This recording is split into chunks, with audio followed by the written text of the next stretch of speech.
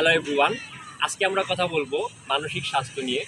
মানসিক স্বাস্থ্য নিয়ে আমাদের মধ্যে যে মিথ এবং ভুল ধারণাগুলো আছে সেই বিষয়গুলো নিয়ে আজকে আমরা কথা বলবো।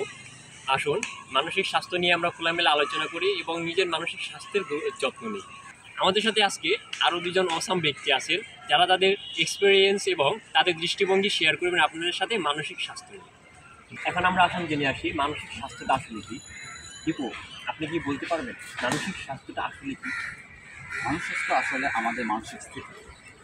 আমাদের সমাজে একটি ধারণা প্রচলিত রয়েছে যে মানসিকভাবে ভারসাম্যহীন অর্থাৎ পাগল বা মানসিক সমস্যা বলতে আসলে পাগল। আসলে এমনটা নয়। মানসিক সমস্যা বিভিন্ন কারণে হতে পারে এবং এটির লক্ষণ বলতে গেলে মানসিক ভারসাম্য হতে পাগল, কিন্তু এটাই সর্বোচ্চ। আপনি তাহলে বলতে চাচ্ছেন মানসিক স্বাস্থ্যের সর্বোচ্চ লক্ষণ হতে পারে পাগল। আসলে মানসিক স্বাস্থ্য এটাই, আমাদের যখন মন খারাপ হয়, স্ট্রেস থাকে, বিভিন্ন বিষয়ে টেনশন করি, ওভার থিঙ্কিং করি, এটাই আসলে মানসিক স্বাস্থ্যের একটি নেগেটিভ ইম্প্যাক্ট বা মানসিক স্বাস্থ্যের অবনতি হয়। এবং এই সময়টাতে আমাদের উচিত মানসিক স্বাস্থ্য সম্পর্কে সচেতন হওয়া এবং আমরা খুব সহজেই বাসায় বসে অল্প কিছু নিয়ম ফলো করে মানসিক স্বাস্থ্যের যত্ন নিতে পারি। তো সালমান, আপনি কি আপনার মানসিক স্বাস্থ্য নিয়ে আমাদের সঙ্গে আপনার কিছু অভিজ্ঞতা শেয়ার করতে পারবেন? হ্যাঁ, অবশ্যই।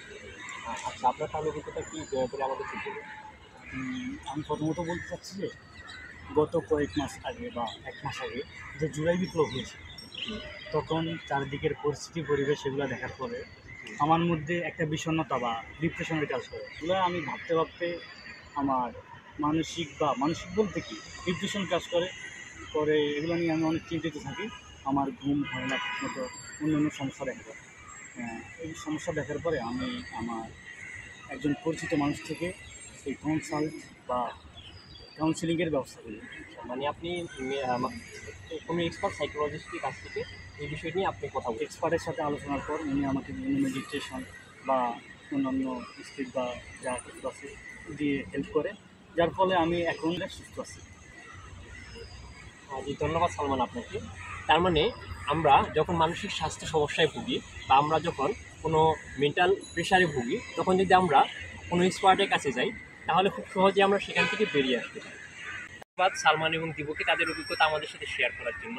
আচ্ছা দীপু, আপনি কি বলতে পারেন যারা সালমানের মতো মানসিক স্বাস্থ্য সমস্যায় ভুগতেছে তাদেরকে সেখান থেকে উত্তরণের জন্য আসলে কী করা উচিত হয়, তাদের জন্য আপনার সাজেশন?